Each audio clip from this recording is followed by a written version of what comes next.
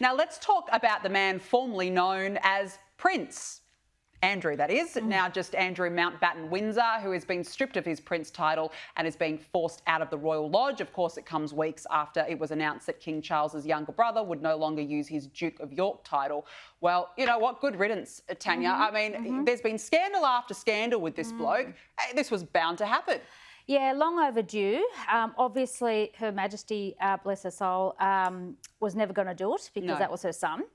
But credit to His Majesty the King Charles, who I had the great privilege and honour of meeting last year when he was here in Australia in Parliament, and you could see he was unwell. You could see that and look, the fact that he even came to Australia was amazing.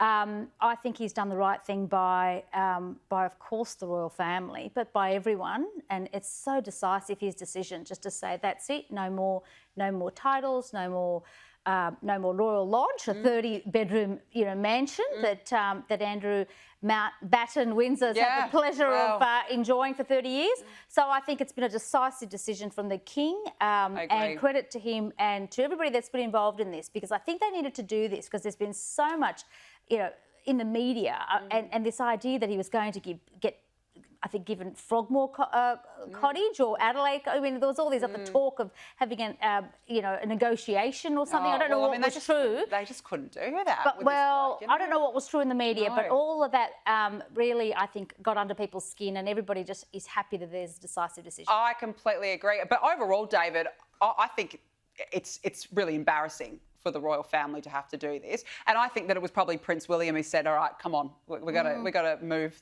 Andrew on." But what's your take on it? Well, I mean, the royal family have proven that they're like every other family. They've got their problem children, and this isn't before time. Like Tanya, Good point. like Tanya, I've met the King. He's a very, very empathetic person. He's a very, very genuine person. I'm probably the greatest monarchist of modern times, and this wouldn't have happened 100 years ago. This wouldn't have, because they would have covered it up. So this does show progress in our constitutional monarchy, because it does show that they are not above the law. The tragedy of all this, of course, Danica, is that in a week's time, Princess Anne arrives in Australia, and she's here to do some charitable work, and she's here in her capacity as the Honorary Colonel of the Royal Australian Signals Corps.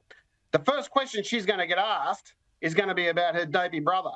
And the tragedy is that all of the goodwill, all of the good work, all of the charitable work that the royal family does has been absolutely has been dwarfed by this scandal. And as far as I'm concerned, even though that he did serve with distinction in the Falklands, it doesn't give you a leave pass. I mean, he was there with Harvey Weinstein and Jeffrey Epstein. Exactly. The only person missing was Ivan Milat. I mean, I wouldn't be surprised if... I can't believe he hangs around with. I wonder if Ivan went to a party at the lodge as well. I mean, everyone seemed to have been invited to the parties at that lodge, except us. And, well, thank goodness for that.